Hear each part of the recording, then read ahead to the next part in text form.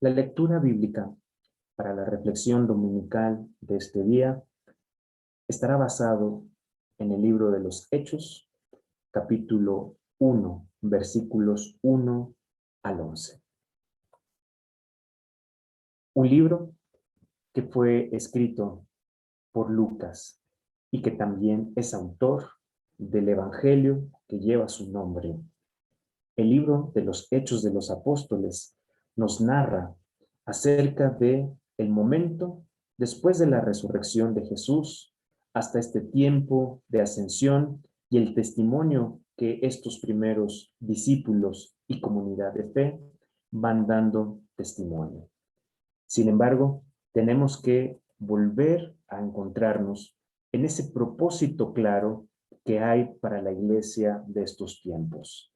Resaltar y dar ese testimonio como aquellos hombres y mujeres que fueron dirigidos por la fuerza del Espíritu Santo y que vivieron este evangelio transformador de Jesús, asumiendo al mismo tiempo y de manera fiel la tarea misionera en Jerusalén, en Judea, en Samaria y hasta el fin de la tierra.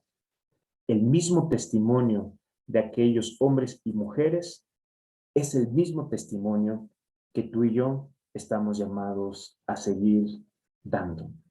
Un testimonio que nos habla acerca de un Jesús que ha estado cercano, de un Jesús que sigue acompañando a los suyos y que este Jesús también se sigue manifestando en nuestras vidas. Ahora bien, la relectura que pudiéramos hacer para nosotros en estos días y en estos tiempos tan complicados en los que hemos estado viviendo es recordarle al pueblo de Dios en su tarea como una comunidad de fe, que este Jesús resucitado camina con su pueblo, que no nos olvidemos que este Jesús resucitado te sostiene, te reanima, le infunde a la iglesia aliento a través de su espíritu. Y por lo tanto, una iglesia que si bien se sabe acompañada por su maestro, es una iglesia que también sabe acompañar a su prójimo en cada circunstancia. En especial allí donde la esperanza se desvanece. Y ante estos tiempos donde nuestras noches se vuelven difíciles en lo personal, en el plano de lo familiar o en lo social, el libro de los Hechos tiene que volver a hacer esa relectura necesaria para el pueblo de Dios y en esta tarea de testificar a este Jesús que sigue presente con los suyos. Pero no solo queda esta relectura de fortalecernos de este Jesús resucitado que nos sigue sosteniendo, sino recordar por ello quiénes son los destinatarios. Lucas dirige este evangelio y también este libro de los Hechos a ese personaje de nombre Teófilo, que se traduce como amigo de Dios, y que probablemente no era solo y exclusivamente una persona, sino un símbolo que nos recuerda a la iglesia de aquellos destinatarios que también son amigos de Dios.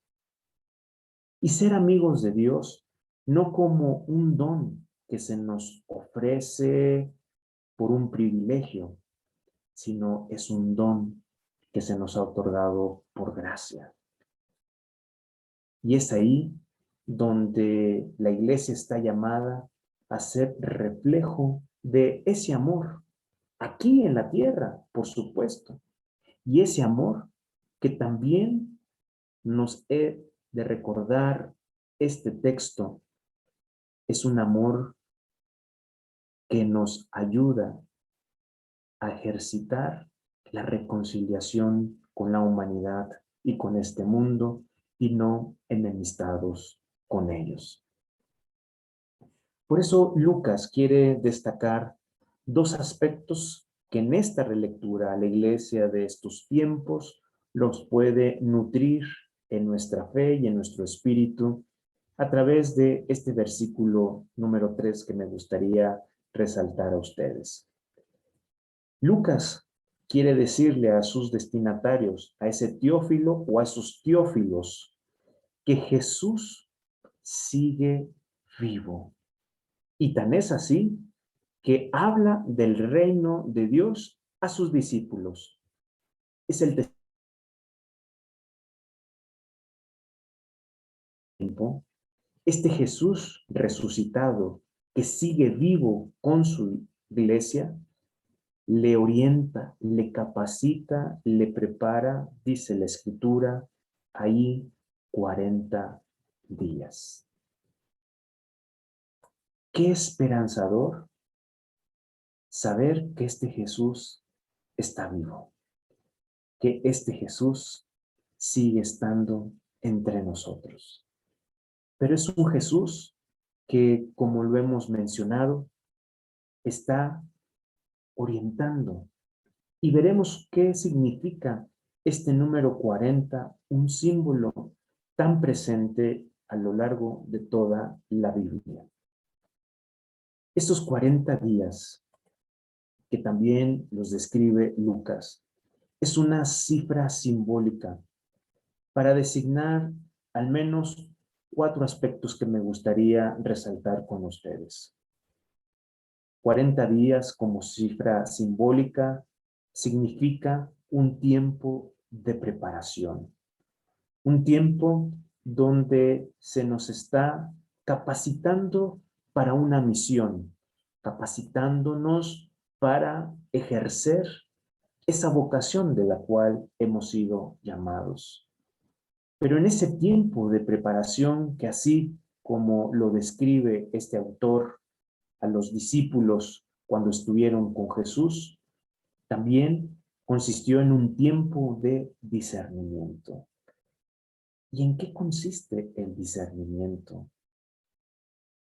Un momento en donde ponderamos aquello que es bueno, aquello que es favorable, aquello que es honesto, justo, pero no desde nuestra mentalidad humana, sino un discernimiento que nos acerque a comprender cada vez más de forma clara y cercana al corazón de Dios.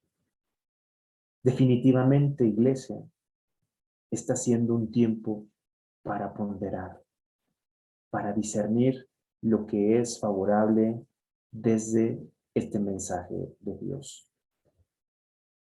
Pero al igual que los apóstoles reunidos en aquellos 40 días con Jesús pasaron por crisis, también la iglesia de estos tiempos está padeciendo y pasando sin duda muchas crisis, no solo la crisis de la pandemia, sino crisis sociales, crisis económica, crisis donde también sentimos a un Dios lejano y distante. Por eso estas crisis, como también lo vivieron aquellos discípulos, fortalecieron el corazón. Y en medio de las crisis es donde volvemos a estar unidos a este Dios que, repito y reitero, según el testimonio del libro de los Hechos, sigue estando presente con su pueblo. Las crisis también nos preparan para fortalecer la fe, nuestra fe y nuestra espera en Dios. Pero no estamos tampoco lejanos y ausentes de este cuarto elemento, la tentación. Estos tiempos no solo de preparación, de discernimiento, de crisis, son ajenos a la tentación. Y es la tentación, aquellas ideas, aquellos pensamientos, aquellas maneras y modos de obrar que constantemente pretenden persuadir la voluntad, persuadir en nuestra conducta, pero que se vuelven tan atractivas que cada vez nos alejan de lo que Dios quiere para nosotros. La iglesia sigue viviendo esos tiempos donde le está Dios preparando en discernimiento, preparando para poder ser fortalecida desde las crisis y también preparándola para que en esas tentaciones que por momentos insisten persuadir la mirada, el corazón y nuestra voluntad hacia aspectos efímeros que no son de bendición para su iglesia, Dios quiere estar con nosotros. ¿Y por qué quiere estar con nosotros, como lo dice el testimonio de este libro de los Hechos? Para volver a recordarnos que en todos estos tiempos adversos y difíciles, Dios te dice, no estás sola, iglesia. Dios te dice a ti, hermano y hermana, no estás solo. Y prueba de ello nos da testimonio el versículo 8, donde dice que el Espíritu Santo vendrá a fortalecer, a dar poder a los suyos. Y esa lectura nos hace generar una esperanza de decir que no estamos caminando solos y abandonados, porque el Espíritu Santo es energía vital para la iglesia, esa energía vital que te infunde vida, en particular en estos tiempos de adversidad. Es el Espíritu Santo energía vital porque le da fuerza a aquel individuo que por momentos piensa claudicar en su camino. No, no está solo. Y es el Espíritu Santo el que va guiando al pueblo de Dios. Pero más adelante, en el versículo 11, nos da una instrucción importantísima que no podemos omitir. Y aparece esta frase que sacude y que nos hace repensar en cómo tú y yo nos estamos conduciendo. En el versículo 11, una vez que nos habla de la ascensión de Jesús, se aparecen dos hombres a sus discípulos y les dicen, no se queden mirando al cielo, Galileos, ¿por qué están viendo al cielo? Qué interesante la frase. Una frase y una reflexión que nos instruye a nosotros, iglesia, a no quedarnos mirando al cielo. ¿Y qué significa quedarse mirando al cielo?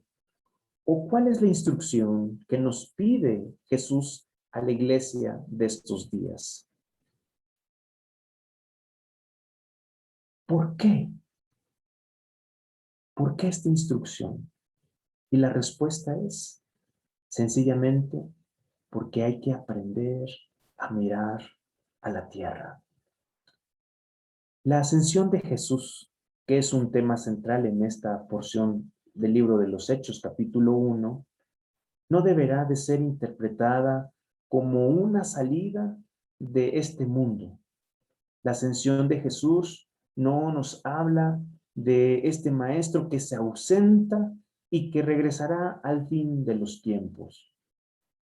La ascensión expresa el cambio de Jesús de este Jesús resucitado de forma gloriosa, quien sigue viviendo en la comunidad.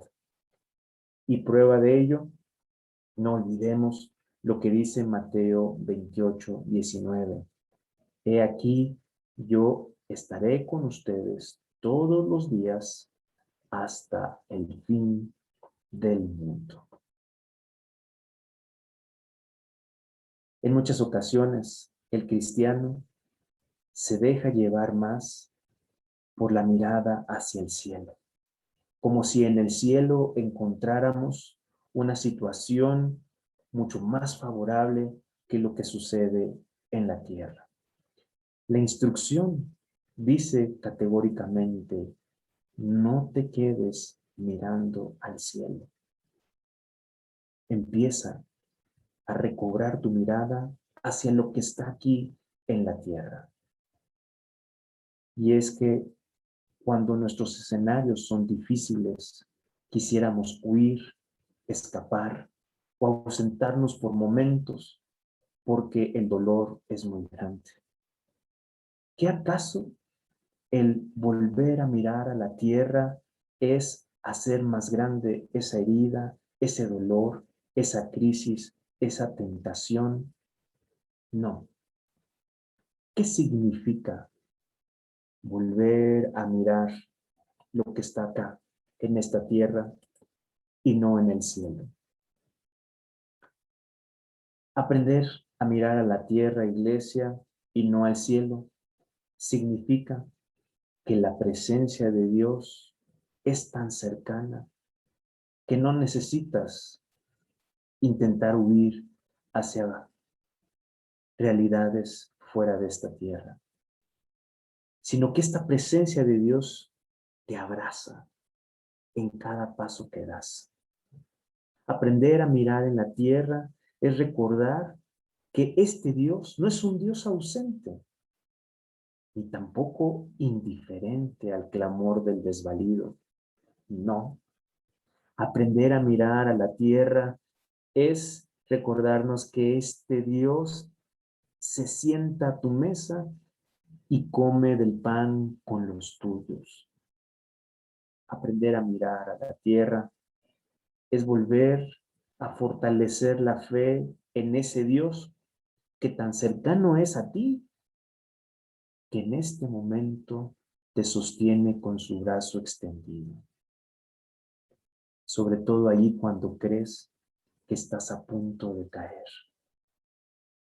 Aprender a mirar a la tierra es recordar en esta instrucción a la iglesia que Dios también está en este tiempo llorando contigo, allí cuando tu alma se siente abatida.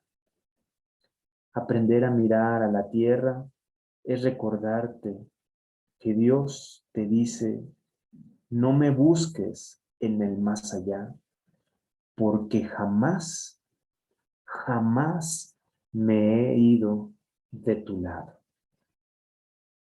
Aprender a mirar a la tierra es recordarnos que el Dios de Jesús, de este Jesús resucitado, que está vivo entre nosotros, en Él encontramos gozo, consuelo y paz que este mundo no sabe dar.